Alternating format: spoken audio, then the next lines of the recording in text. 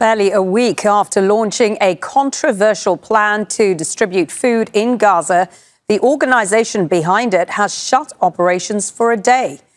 The US and Israeli-backed Gaza Humanitarian Foundation announced its distribution centers were closed on Wednesday. In a statement, it cited, quote, the need for an update and efficiency improvement work. And it said Palestinians are banned from entering its food distribution sites. The Israeli army says the roads leading to those zones are now combat areas. Operations are due to resume on Thursday.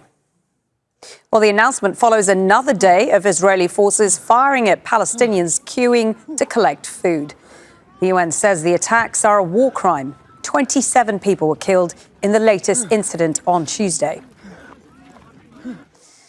The closure of the distribution centres has left already starving Palestinians with almost no options.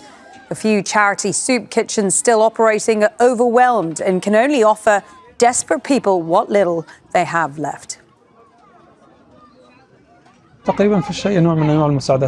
Almost no aid is available. Almost nothing is available. We only have some rice, and we're trying to save as much as we can because the children don't understand there's a situation of famine. They only know that when they get hungry, they want to eat.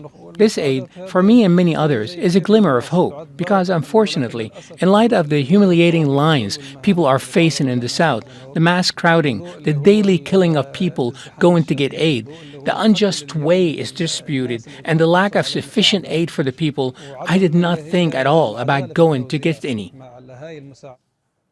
Well, the widely criticized Gaza Humanitarian Foundation has faced serious challenges during a week of repeated failures to deliver meaningful aid.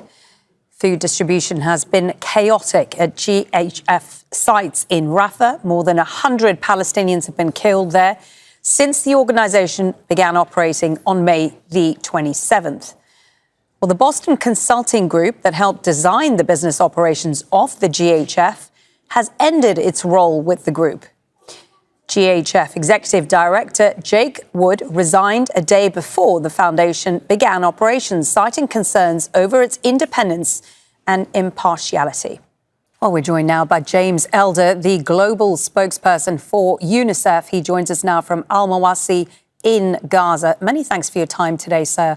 What was your reaction to the news that aid distribution had been suspended today in Gaza under this controversial new Israeli-US-backed aid system? You must have witnessed firsthand the distress that this caused.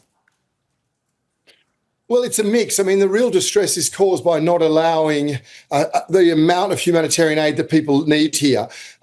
When I first came into Gaza yesterday for my fifth time, Malene, I am seeing that universal symbol of hand to mouth. I'm seeing teenage boys in tears hitting my window, showing me their ribs, just saying food. And I saw that once a year and a half ago here, and I saw it in the north of Gaza. This is now Deri Bala, Al-Mawasi, Khan Yunis, you name it. So this Gaza Humanitarian Foundation is not going to solve that anyway. But yes, then they have two massacres, then they close. So I was with people yesterday who were walking 20 kilometres. They have to walk because even donkeys don't have food, so transport's out. They were walking 20 kilometres. They knew there'd been massacres. Imagine knowing there'd been a massacre, but being so desperate to feed your family that you will still go to that place.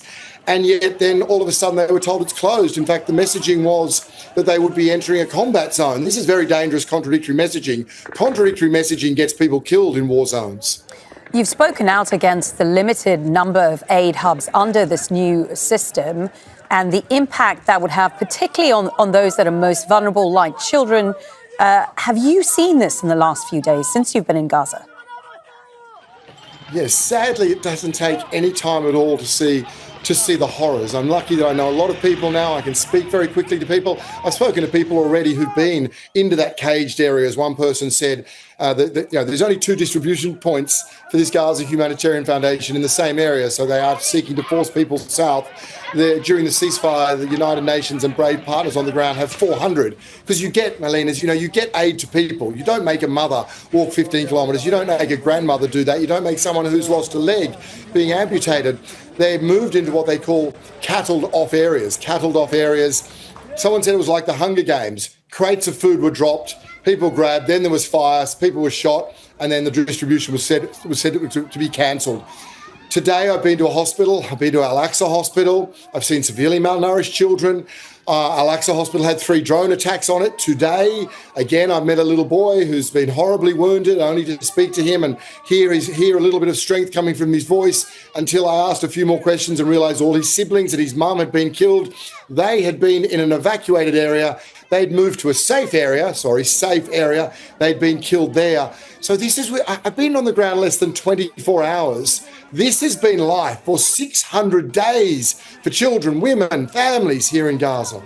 James, as you know, Israel's reasons for distrusting the United Nations and its aid distribution network is that the aid reaching Gaza has been diverted or is being diverted by militant groups like Hamas, something the UN, of course, has repeatedly denied. Why has this narrative by Israel been so difficult to counter? It's an absolutely critical question, because the simple answer to aid diversion is just show us the proof. Just show the proof. We can then go into how UNICEF, for example, is a last mile delivery. We don't hand off to contractors.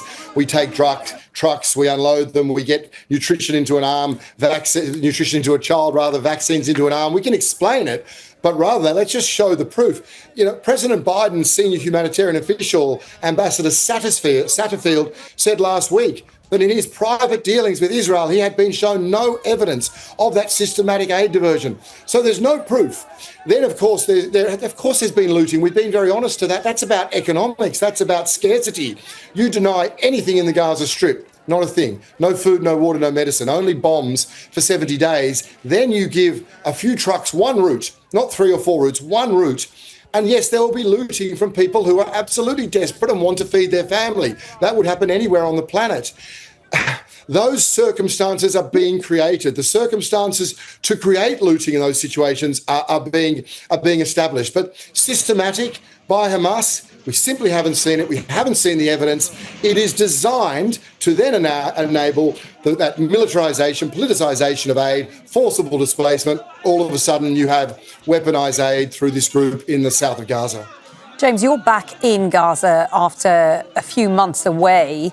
How have you found the state of the healthcare system since you were last in Gaza? Who is being impacted the most?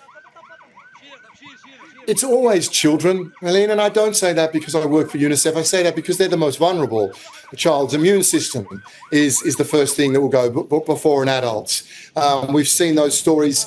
We've seen those stories from the Lancet about the 3 to 7 year olds, I think, being the highest portion of people killed because children under the age of 2 are carried by their parents when the bombs or the quadcopters come, and over the age of 7 or 8.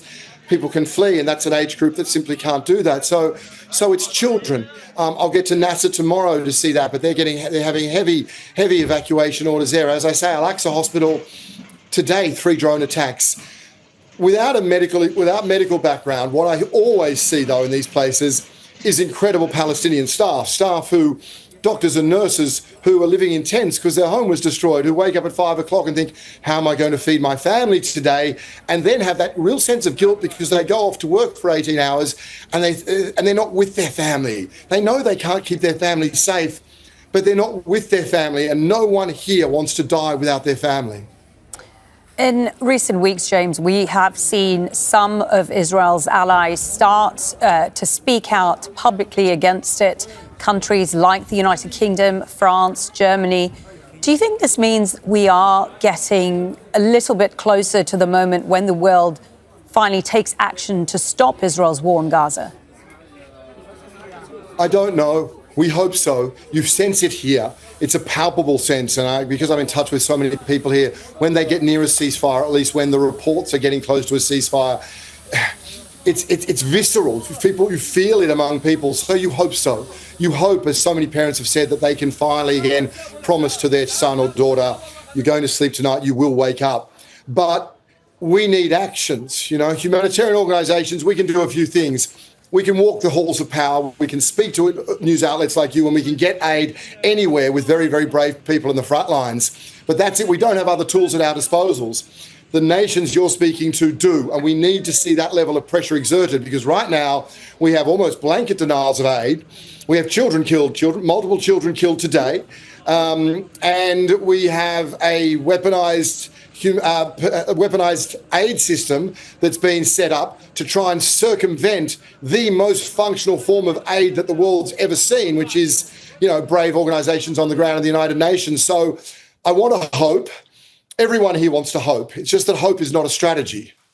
Indeed. James, thank you for your time today. James Elder, global spokesperson for UNICEF, speaking to us there from Al Mawasi inside Gaza. Thank you.